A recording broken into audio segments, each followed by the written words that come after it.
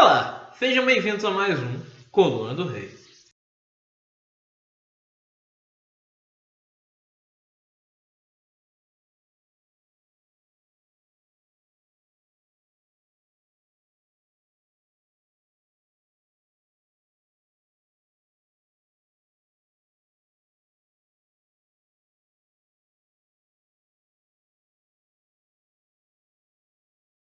Nossa primeira pergunta vem do Gustavo Benevides.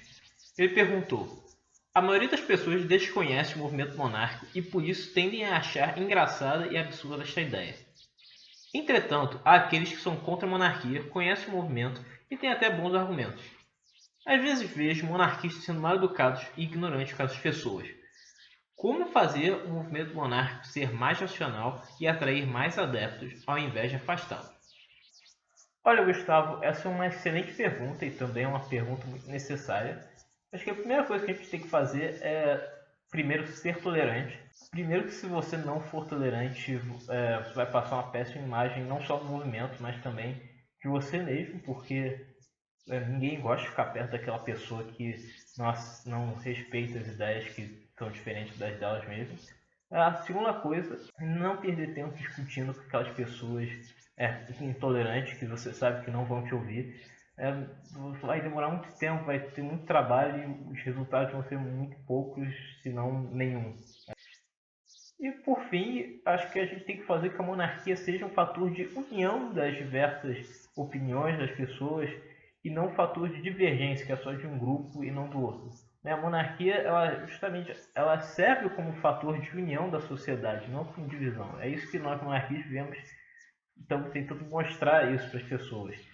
Então, e justamente com isso, a monarquia ela tem que ser mostrada como um fator que ajude a melhorar o país na ideia de cada pessoa, né? Se a pessoa tem, por exemplo, uma ideia de acho conservador do país, a monarquia serviria com aquela ideia. Se ela tem uma tendência mais progressista, a monarquia também serviria para aquela ideia. Então a gente tem que mostrar a monarquia justamente como um fator facilitador para essa ideologia de cada pessoa, não como um fator de divisão, de divergência da sociedade, né?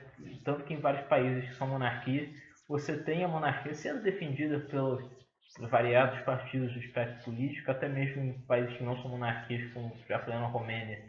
Isso tem gente, tanto de partido mais conservador e um partido mais de esquerda, que defendem a monarquia, que ela se encaixaria no projeto deles para o país. Então, é isso que a gente tem que mostrar a monarquia, que a monarquia tem que ser um ponto em comum das diversas ideologias e não um ponto de divergência. A nossa segunda pergunta vem do Gabriel Neiva. Ele perguntou: é possível um país ser monarquista e adotar um federalismo semelhante aos Estados Unidos? Se sim, no caso do Brasil, como ficaria o poder moderador? Olha, Gabriel, sim, é possível. Historicamente, a gente não tem assim exemplos de federalismo com monarquia, com democracia, como é no caso dos Estados Unidos, né, do povo todo mobilizado, etc.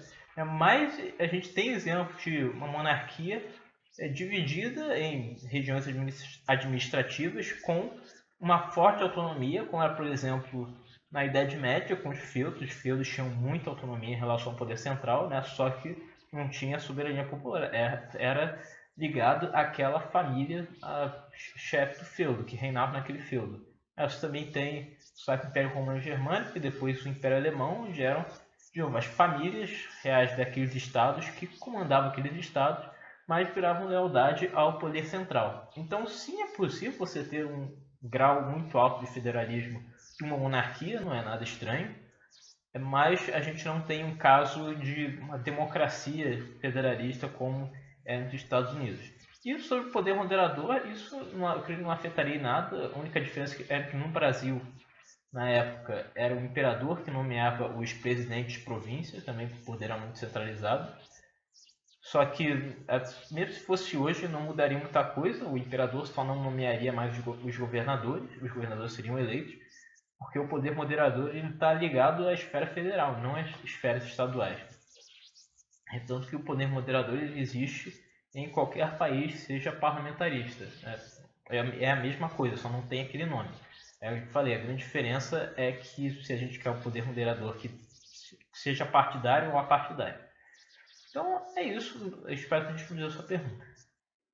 Pois bem, pessoal, esse foi mais um Colono do Rei. Antes de terminar, eu quero falar que foi muito bom todo esse pouco mais de um ano que eu fico fazendo esses vlogs todos os sábados. Só teve uma vez que eu tive que atrasar um pouco por conta de uma viagem. Mas, enfim, foi muito bom, acho que foi muito produtivo esse trabalho.